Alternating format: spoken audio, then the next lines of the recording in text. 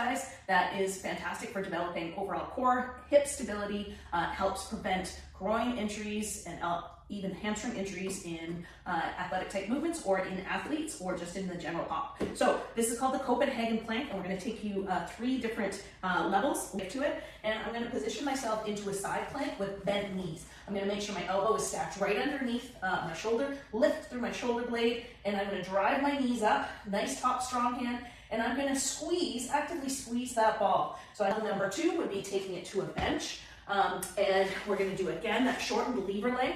I'm going to place the top knee in a bent position on top of the bench, core nice and tight. I'm going to bring the knee up and I'm going to squeeze the knee towards the top leg. And again, I'm going to either hold for about that 15 to 30 seconds and then switch sides, or I can do my 5 times 5 seconds isometric hold, making sure I'm not going sloppy in the shoulder. And again, I'm going to be doing that on both sides.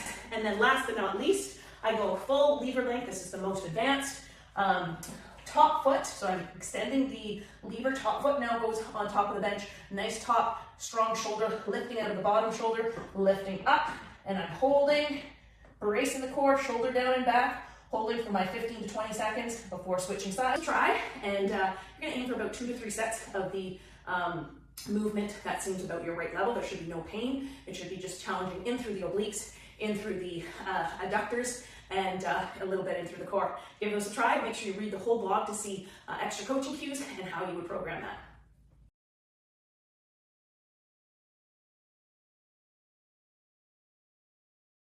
Have a stability bench or a weight bench, I should say, that you can use at home. You can also use a chair. Just make sure the chair is nice and stable. I can do that for either variation. I'll just show you the bent knee here. I get nice and close to the chair. You want to make sure there's a decent amount of padding so we don't end up with any bruising. And then getting that shoulder in a good position, squeezing the bottom knee up as high as I can, holding for my 5 times 5 second count or a full 20 to 30 second count, and doing my sets of that. So you can give that a go. And then of course, if you are ready to advance, we increase the lever leg, bring the foot up and hold.